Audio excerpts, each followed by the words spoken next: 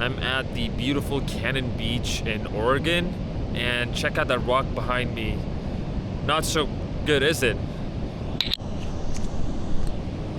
Much better, isn't it? Freewell's ND filter.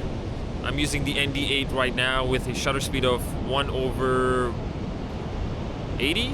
Today we're diving into something that could completely change your action camera game. ND filters for the DJI Osmo Action 5 Pro. But here's the thing. You might not always need them. Let's break this down. Let me start by talking about what ND filters are. Think of ND filters as sunglasses for your camera. They reduce the amount of light hitting your sensor, and that's where it all happens. The Osmo Action 5 Pro has this incredible sensor, but sometimes it needs a little help to reach its full potential. So when do you need to use ND filters? On bright sunny days, when you have fast moving subjects, when you want that cinematic motion blur, or if you're shooting water or reflective surfaces, that's when the circular polarizer comes in handy. Here's where sometimes people mess up, and this is where you don't need ND filters. Indoors, during golden hour or blue hour, in cloudy conditions, when shooting slow motion, you actually want that fast shutter. Now, when it comes to shooting HDR video, ND filters help prevent highlight clipping, and it's crucial for maintaining that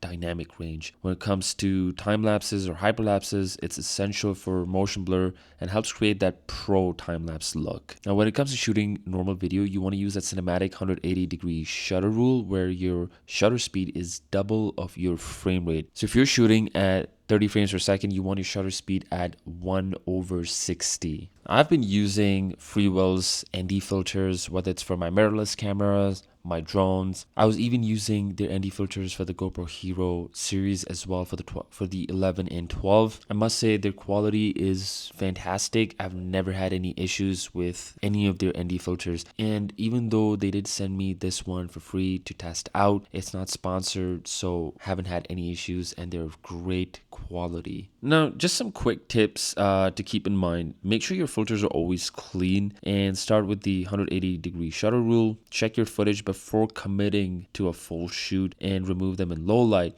Now, here's something else you want to keep in mind is that rubber strap that is around the Action 5 Pro, you want to remove that before putting on one of the ND filters because it gets in the way and it's just not going to work. So make sure to remove that before putting the ND filter on there. Now, my main use for the Osmo Action 5 Pro is for FPV, and I do use ND filters almost all the time when flying FPV because I just like the footage to look more natural and a little more cinematic. So that's why I use ND filter. So I'm usually filming at 60 frames per second. So I set my shutter speed at 1/120. Sometimes it can be a little too dark, sometimes it could be a little too bright. So it's okay if you, for example, change your shutter speed and it's not the exact 180-degree shutter rule where it's not exactly double your frame rate. Let's say if you're filming in 60 frames per second, it's okay if you change your shutter speed to 1/100, or you change it to 1/140 or 1/160. You're still gonna get that blur in there. You don't want it to be too much, so you want it to be very close to the actual shutter speed, which is double of that frame rate. So you don't want to keep that gap too wide. Now, again, you don't have to use ND filters all the time, or if you